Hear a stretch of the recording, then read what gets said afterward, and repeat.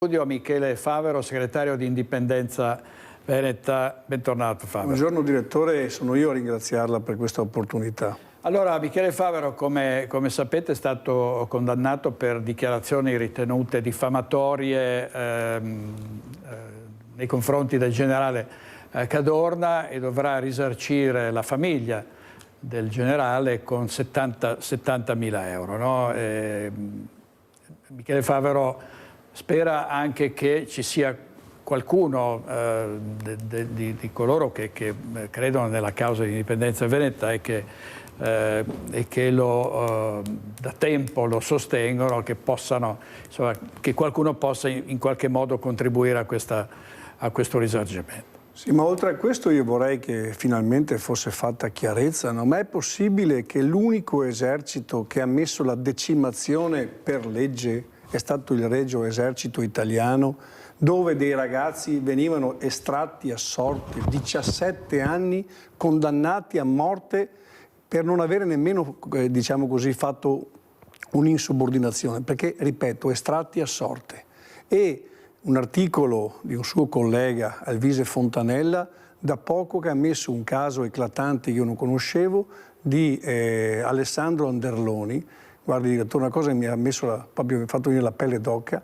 Questo papà, chiamato al fronte, perde la moglie, ha una bambina di 4 anni, pertanto lei è orfana di madre, diserta per mettersi a prendersi cura della bambina e i carabinieri gli sparano alle spalle perché è disertore.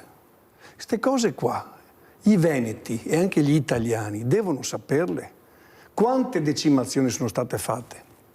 Quante fucilazioni alle spalle di ragazzi di 17 anni che si rifiutavano di farsi letteralmente ammazzare perché erano carne da macello?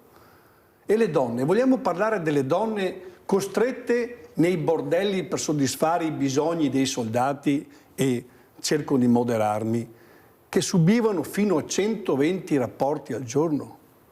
Io capisco, offendere è sempre sbagliato, sono il primo a dirlo. Io non ho mai offeso nessuno in vita mia.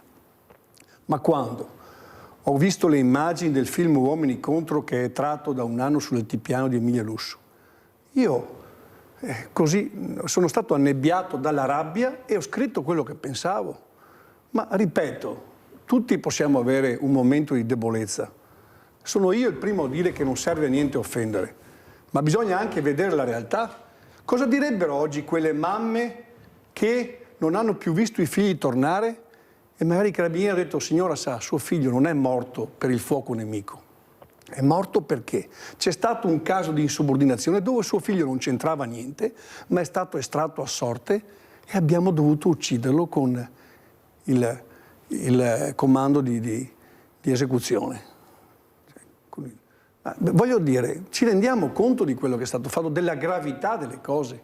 La prima guerra mondiale, per chi ancora non lo sapesse, perché molti, secondo me, molti italiani e molti veneti se ne sono dimenticati, è stata una guerra di invasione. Quando leggo anche all'ossario di Asiago o del Monte Grappa questi grandi eroi morti per difendere la patria, no signori, mi spiace, sono morti per una guerra di invasione, per portare a casa Trento e Trieste, quando si poteva tranquillamente usare la diplomazia. Addirittura era stato proposto proprio da Francesco Giuseppe di evitare la guerra. E l'Italia passa dalla triplice alleanza alla triplice intesa, come ha sempre fatto, tra l'altro, tradendo gli alleati. E noi stiamo difendendo ancora la prima guerra mondiale, dico noi, mi scuso, ma da Veneto dico gli italiani difendono la prima guerra mondiale come l'ultima guerra di indipendenza, è evidente questo. Perché serviva, come scriveva D'Annunzio, il crogiuolo del sangue per fare gli italiani. O come scriveva D'Azeglio, fatta l'Italia bisogna fare gli italiani. Ma con il sangue degli altri? Questo hanno voluto i Savoia e questo hanno voluto i grandi militari italiani, gli alti papaveri, gli alti ufficiali, ma non hanno sacrificato la vita dei propri figli. E oggi che sento ancora parlare di guerra, di riarmo di 800 miliardi, è evidente che l'umanità forse non ha capito niente, non ha capito la gravità di quello che sono le guerre. E tra l'altro si spera che termini o si arrivi a una tregua della guerra tra Russia e Ucraina, mentre la situazione è precipitata nuovamente in Medio Oriente, quindi le guerre, non ci sono mai vincitori nelle guerre, se ne esce sempre purtroppo vinti. Questa è la posizione di Michele Favero sulla prima grande guerra e, ovviamente si può condividere o non condividere, resta il fatto che Michele Favero è un padre di famiglia, è un veneto che è appassionato per la causa per le cause dei veneti e che deve a questo punto far fronte a un risarcimento pesante. Lei, Favero, si aspetta che appunto qualcuno, che siano in tanti a darle un aiuto in qualche modo? Io faccio un appello ai veneti, non tanto solo per Michele Favero, ma perché ci potrebbero essere tanti Michele Favero. E qualcuno vuole cucire la bocca ai veneti che così in qualche modo escono dal sistema o dicono qualcosa che infastidisce evidentemente i militari o gli italiani. Quella è stata una guerra di invasione, la seconda guerra mondiale lo stesso. L'Italia ci ha portato a 2 guerre di invasione e noi veneti, soprattutto nella prima guerra mondiale, abbiamo subito fame e miseria.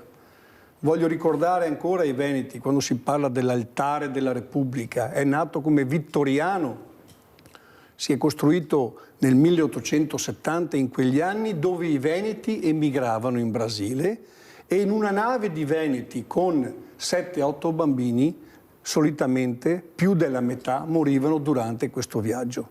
Questo è il regalo dell'Italia al Veneto, altro che la migrazione di oggi. E ce ne siamo dimenticati. Io ho potuto scoprire una cosa che non avevo mai visto in Veneto, visitando paradossalmente la regione delle Marche. A Recanati c'è il Museo dell'Emigrazione marchigiana e in alto c'è scritto: le Marche sono la seconda regione per emigrazione d'Italia, la prima è il Veneto. Io non lo sapevo. Giusto 8 anni fa, un anno prima che nascesse mio figlio, ho visto questa realtà. Quanti veneti sono a conoscenza di questo? Noi abbiamo più veneti in Brasile che non in Veneto.